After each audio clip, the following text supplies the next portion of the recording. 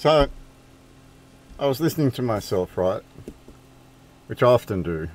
I play back my audios because at law I try to listen to the words that I spoke and I see to clarify whether I spoke them correctly or not. And then I was listening to the Blackfish episode and I was like, okay, got down to the bottom and I realised something.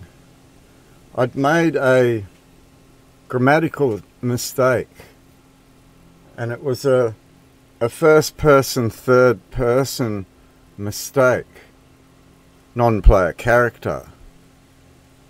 So I was just looking at this mindfuckery and the words that were being used, and we just go through this last three or four paragraphs of this news article that we went through called Blackfish.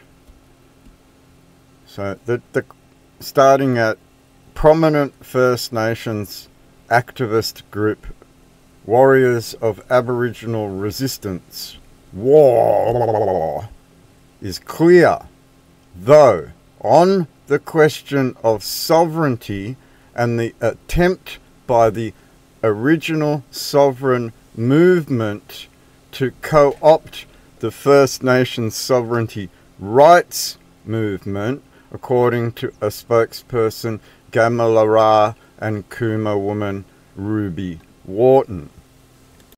So Jack of the Sydney Morning Herald proclaims that prominent First Nations activist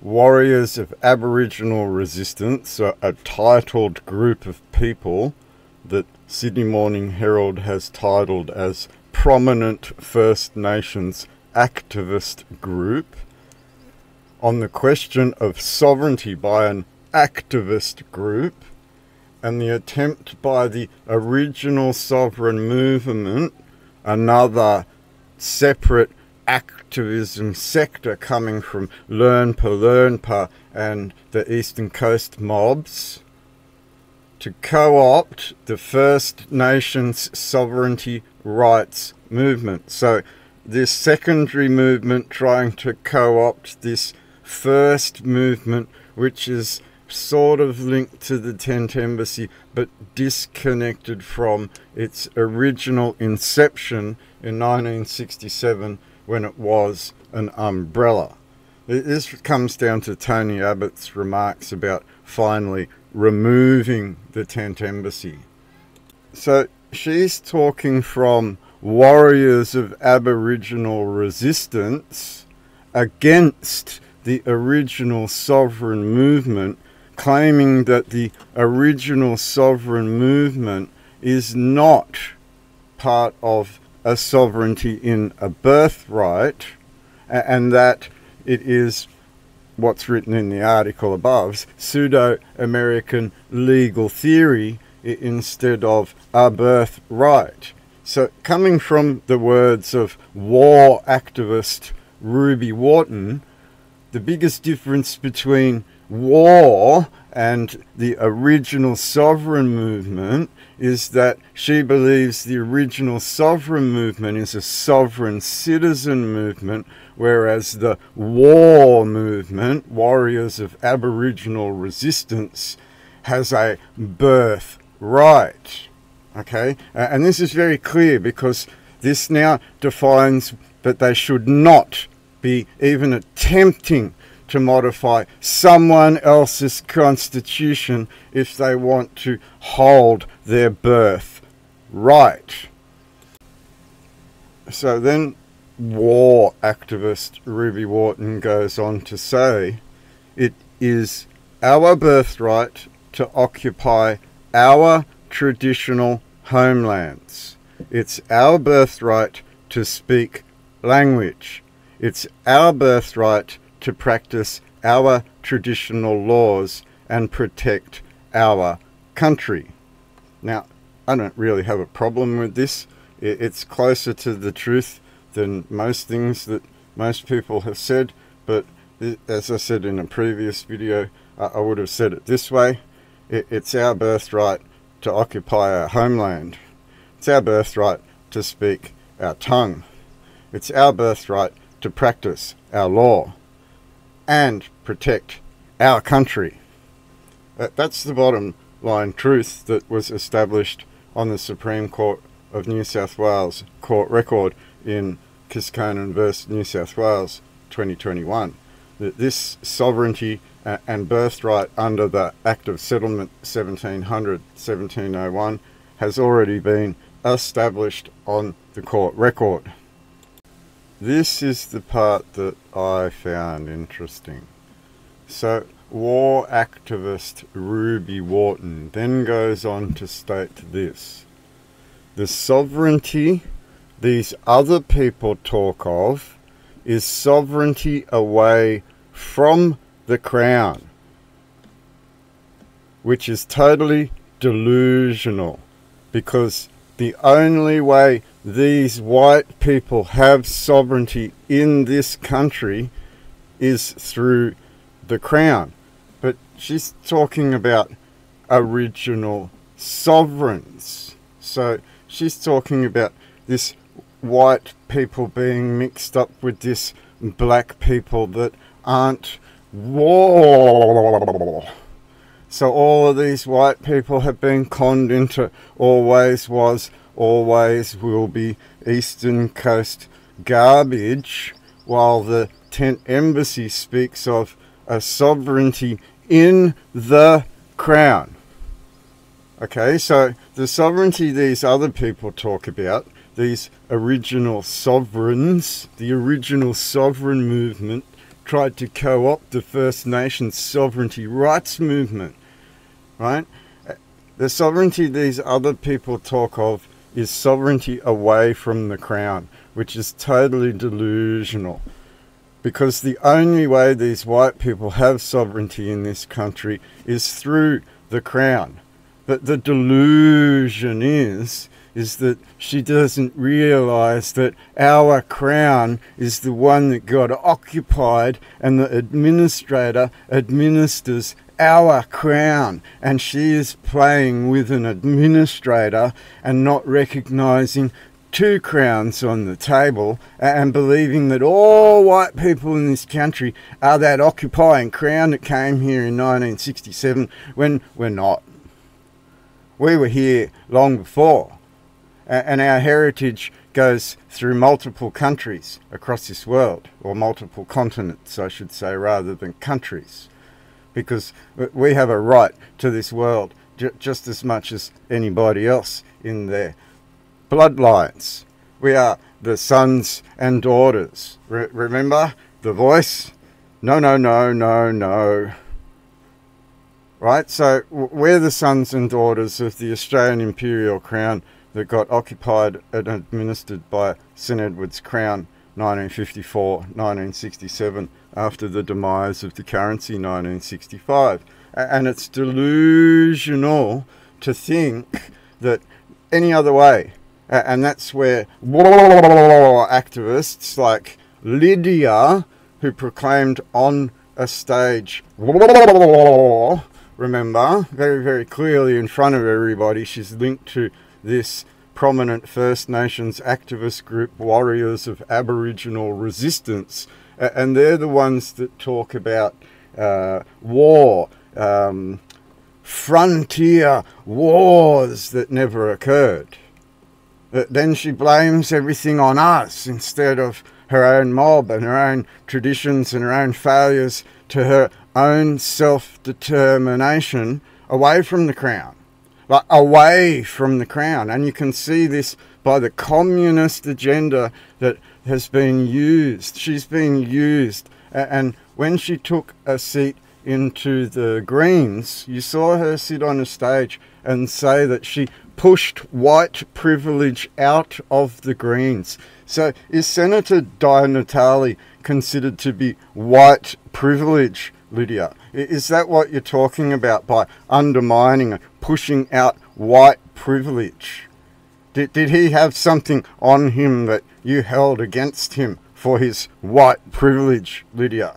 Is that how you managed to manipulate your way into a Senate seat for your prominent First Nations activist group, warriors of Aboriginal resistance, and then continue to mock the Senate, undermine your oath, mock your oath, undermine Senate process, go out in public and declare war on Victorians on behalf of what you believe is a political organisation, while clearly using the word war in a declaration. All of these things add up. And when you look at Albo and his voice, and now Dutton and his voice, you can see very clearly that the federal red ensign, the Australian Imperial Crown, is the birthright of the Constitution. And these warriors of Aboriginal resistance find their birthright outside of the Constitution in what's called their self-determination. And you've quite openly seen Lydia speak about that failure, that direct failure, which has turned their attention into manipulating the Constitution, attacking the Constitution itself to become the masters of it. And you've seen Albo try and change executive branch power and then renege on that power because they're starting to realise that there is a line of God in the matter that is defined in the Constitution Act and the Constitution by the scheduled oath, and these things can't be denied. And Albo has a very big problem in that we are very well versed in all of this and able to speak it very publicly. And this is you watching them twist and change around that parliament, knowing that they must adhere to the law, the Hague Conventions, the laws of administration, and upholding the principles of this usufruct agreement, wherein they're allowed to administer but not allowed to destroy the principle in any way, shape or form. And they believe they've come to the merger of usufruct in the full fraud and deception of all these things, where you've watched Lydia be manipulated by Labor after trying to manipulate the Senate on behalf of this prominent First Nations activist group, Warriors of Aboriginal Resistance. You've seen the ABC try and silence the actual line of authority in the Constitution, being the United Kingdom of Australia, defined on the Supreme Court record. So you've seen the ABC as an organisation try and quash the legitimate line of authority in the Constitution and try and boost the usurpation of the Constitution by Indigenous activist groups like Lydia, who have manipulated the Senate and manipulated the Greens and mocked the Senate and committed acts of treason against Charles III, mocked her oath, and it's just a continuing saga of criminal offences that no one's willing to pull these people up on. And this is where we turn to Pauline Hanson and speak very clearly to Pauline and say, what the fuck's up, Chuck? Well, why the fuck aren't you doing anything with these criminal actors in this government? This is a conspiracy at the criminal code to push apartheid on the country, Pauline. These are both criminal offences. Conspiracy can be found at 11.5 in the criminal code, and apartheid can be found in volume 2 of the criminal code, Pauline. So this is where we come to, isn't it? I think you'll find treason and treachery in section 80 of the criminal code, Pauline. These are external powers pretending to be sovereign. The question of sovereignty and the attempt of the original sovereign movement. These are two Aboriginal groups proclaiming to have some sort of sovereignty, while being a senator on the floor of the parliament, Pauline, while being a senator on the floor of the parliament, Pauline, and then talking about the Crown, at which they say is totally delusional for us to think that our sovereignty is outside of the St Edward's Crown. Well, this is defined on the Supreme Court of New South Wales court record very, very clearly, that you're allowing this undermining of our Constitution to occur, Pauline, as an administrator under the rules of usufruct. And under those Hague Conventions and all of these English laws like the Bill of Rights, the Act of Settlement, and we could keep going. These define our birthright in that Constitution, Pauline. Our birthright, right? And the last statement from First Nations activist group Warriors of Aboriginal Resistance, Ruby Wharton, it's delusional for any kind of comparison to be drawn here. It's absolutely not the same and never will be. Never will be, Pauline. These are words that were written by Jack Lattimore from the words of the mouths of babes, right, on the 8th of January 2022, published. So you probably wrote this days before, Pauline. So I don't know if this is published in a newspaper, but this is published on an online newspaper, Pauline. These are the words of an activist movement that say they are sovereign and outside of the Crown, but currently have members undermining the Senate and being used by Labor in a voice scandal in a bid to undermine the executive branch of that very Constitution, wherein we're here as the naked owners and real owners of that Constitution, Pauline. Our fathers, the Anzac, are the ones that laid it down for us. In the lineage and ancestry of our forefathers, we hold our documents sacred to us. And we ask that you recognise that this big scandal here in the last two paragraphs of this whole entire article demonstrate this very clearly, Pauline. Demonstrate this very clearly, Pauline, that they have a birthright to their homelands, Pauline, and then they infiltrate the Crown in a bid to get that when they stated this. This is the statement very clearly. The sovereignty these other people talk of is sovereignty away from the Crown, which is totally delusional. Totally delusional. The sovereignty these other people talk of is sovereignty away from the Crown, which is totally delusional. Because the only way these white people, not prominent First Nations group Warriors of Aboriginal Resistance, Ruby Wharton, no, not her, these white people have sovereignty in this country is through the Australian Imperial Crown and the Federal Red Ensign that went off to World War I and put all of those great war statues around the country. They're the ones that actually own that Constitution, Pauline. So when Ruby Wharton speaks very clearly here, she's talking of her sovereignty outside of the Crown, Pauline. But you've got Lydia, a part of prominent First Nations activist group Warriors of Aboriginal Resistance. This is wasn't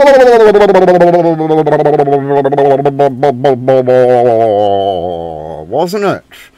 A declaration of war on behalf of foreign powers to the Commonwealth of Australia, admitted in this article by the very words of Ruby Wharton, therefore bringing Section 44(2), I think it is, into play in relation to outside powers and oaths of allegiance. This is treason, Pauline, at the highest order. This is high treason, Pauline. This is treachery, fraud, deceit, undermining the public trust. This is the Constitution. This is undermining the very core document of the Commonwealth of Australia from a First Nations activist group called Warriors of Aboriginal Resistance, Pauline. Warriors of Aboriginal Resistance, Pauline. Are they like the French Resistance, are they? Are they totally like the French Resistance instead of peacemakers like those Icelandians? Are they inciting war and violence inside Australia, Pauline, instead of making peace like those Icelandians? There's a very big difference here, Pauline, that we very, very, very well realise as we look at the words you speak. I'm very careful about the words we speak. And we look at your words, which define your actions very, very clearly as criminal offences in the matter. And there is really nothing anybody can say in that when it's clear as day. The light shines through that as like turns that mirror into glass again.